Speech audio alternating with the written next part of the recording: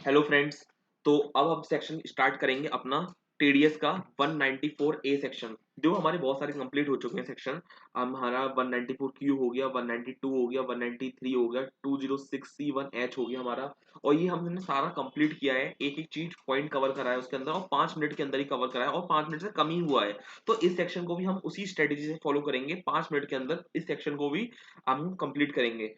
तो स्टार्ट करते हैं इस सेक्शन को 194 ए सेक्शन। तो देखो 194 ए सेक्शन क्या कहता है।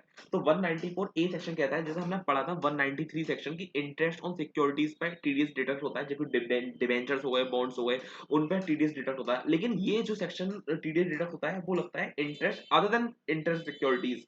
ठीक है। तो बॉन्ड्स इनके अलावा, बॉन्ड्स और डिवेंचर्स के अलावा जो भी इंटरेस्ट मिलता है तो उस पर टीडीएस डिडक्ट होता है। लेकिन कितना परसेंट डिडक्ट होता है? 10%। कौन डिडक्ट करता है? पेयर कौन होगा? हमें 3 4 बातें याद रखनी चाहिए। पेयर कौन होता है? तो यहाँ पे पेयर होगा, कोई भी पर्सन हो सकता है, लेकिन उसमें इंडिविजुअल एचयूएफ नहीं आ सकते। इंडिविजुअल एचयूएफ का मतलब होता है, इंडिविजुअल एचयूएफ वो बंदे रिक्वायर्ड टू डिडक्ट टीडीएस अगर उनका लास्ट ईयर टर्नओवर उनका 1 करोड़ से कम है, और अगर उनका प्रोफेशन है, बिजनेस है तो 1 करोड़ से कम है, और क्रॉस हिस्ट्री और उसका प्रोफेशन है 50 लाख से कम है, तो वो लोग टीडीएस डिडक्ट नहीं कर सकते हैं। डिडक्ट वही कर सकते हैं जो इंडिविजुअल जो जिसका ग्रॉस टर्नओवर बिजनेस का 1 करोड़ से ज्यादा होना चाहिए, और बिजनेस और ग्रॉस हिस्ट्री 50 लाख से कम होना चाहिए। ये मैं आपको सारा इस बेयर एक्सेस पूरा बताऊंगा। पहले आप सुन लीजिए कि क्या क्या चीजें हैं। और पे कौन होता है? रेजिडेंट पर्सन होता है। रेट क्या लगेगा? रेट क्या लगेगा? 10% लगेगा। अब कुछ ऐसे पॉइंट, अब देखो इतना चीजें पढ़ लेते जो मैंने बताया आपको। जो मैंने बताया है वो पहले एक बार कवर कर लेते हैं, फिर आगे बढ़ेंगे। तो देखो एनी पर्सन, यहाँ एनी पर्सन आ गया। कोई भी person not being the individual HUF, ये बताया था, कोई responsible of paying to resident और an income by way of interest other than income by way of interest और security shall at the time of crediting the such income to the account of the payee or at the time of payment in cash or of check or draft or by envelope whichever earlier। तो deduct करना पड़ेगा TDS को। ठीक है। ठीक है। अब क्या कहता है कि अब मैंने बताया था कि आपको इंडिविजुअल एचयूएफ का उसका टर्नओवर, ग्रॉस रिसीप्ट और बिजनेस टर्नओवर 1 करोड़ 50 लाख से ज्यादा है तब डिडक्ट कर सकता है। हाँ, तो यही बात आती है। कोई भी इंडिविजुअल एचयूएफ है, family total total sale, gross receipt और turnover from the business profession carried on them भाई 1 करोड़ रुपीज, देखो ये आ गया 1 करोड़ रुपीज और 50 लाख रुपीज, 50 लाख रुपीज अगर ज्यादा है तब वो टीडीएस डिडक्ट कर सकता है। तो अब आता है कि अब पॉइंट पढ़ेंगे कि कब कब टीडीएस डिडक्ट नहीं होगा। तो देखो टीडीएस डिडक्ट अगर टीडीएस अगर कोई भी इंटरेस्ट है और बाई एनी अदर पर्सन को मिला है, बाई एनी अदर पर्सन को अगर मिला है, और कितना दिया है 5,000 रुपए तक का दिया है, तो कोई भी टीडीएस डिडक्ट नहीं होगा।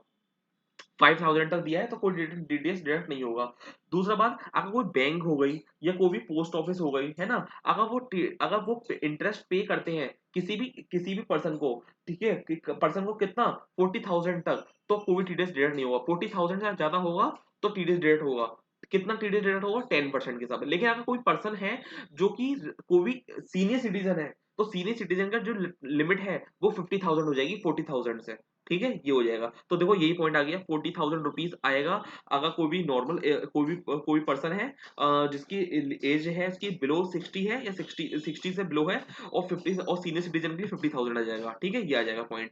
फिर सेकंड पॉइंट अगर आता है कि अगर कोई सेविंग बैंक अकाउंट में अगर कोई भी इंटरेस्ट मिलता है तो कोई भी टीडीएस डिडक्ट नहीं होगा।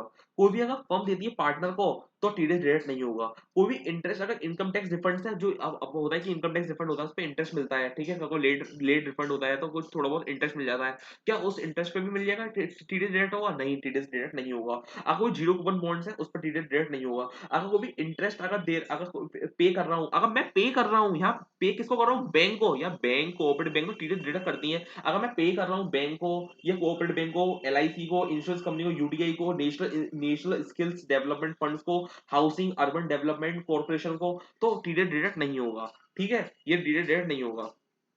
ठीक है। अब देखो यही पॉइंट पढ़ लेते हैं इसका।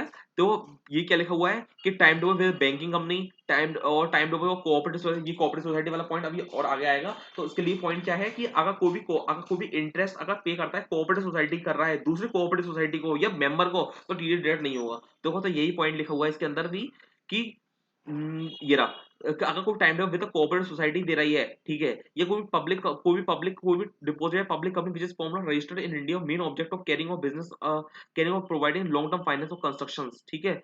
और कोई भी सीनियर सिटीजन, देखो ये वाला पॉइंट मैंने बताया था, सीनियर सिटीजन के 50,000 रुपए हो जाएगा, ये बात वही लिखी हुई है, ठीक है। और कोई सच फर्म या ठीक है, ये हो गया। एलआईसी के लिए मैंने बता दिया था, यूटीआई के लिए बता दिया था, कोऑपरेटिव सोसाइटी देखो ये आ गया, कोऑपरेटिव सोसाइटी वाला पॉइंट आ गया। कोऑपरेटिव सोसाइटी अगर किसी दूसरे कोऑपरेटिव सोसाइटी देती है, ये कोऑपरेटिव सोसाइटी देती है किसी पार्टनर को, तो आपको टीडी डिडक्ट नहीं होगा। कोई भी इनकम पे अगर कोई फर्म दे रही है अपने पार्टनर्स को, मैंने बताया था अभी, अगर कोई फर्म अगर पे कर रही है पार्टनर को, तो आप टीडी डिडक्ट नहीं होगा, ठीक है।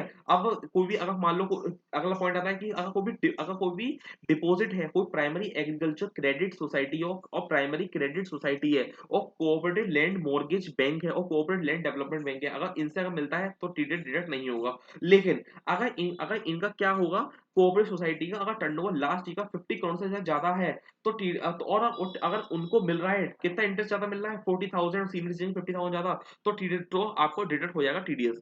तो इसका पॉइंट देखो यहाँ पे लिखा हुआ है, वाला पॉइंट देखो, 50,000 रुपीज से ज्यादा हो जाएगा, ये हो जाएगा। और देखो ये वाला पॉइंट है, द टोटल सेल और turnover cooperative society exceed 50 crore rupees financial immediately preceding financial in the interest referred in subsection, तो इस पर टीडीएस डिडक्ट नहीं होगा। अगर 50 करोड़ से ज्यादा है तो टीडीएस डिडक्ट हो जाएगा।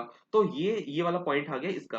अगर कोई भी इंटरेस्ट मिलता है credit on the compensation awarded bye the motor accident claim tribunals है, ठीक है, तो आपको टीडीएस डिडक्ट नहीं होगा उस चीज पे। तो ये वाला पॉइंट आ गया, to such income credit by the interest to a compensation award by the motor accident claim tribunal, तो इस पर टीडीएस डिडक्ट नहीं होगा। तो ये आता है आपका 194 ए सेक्शन।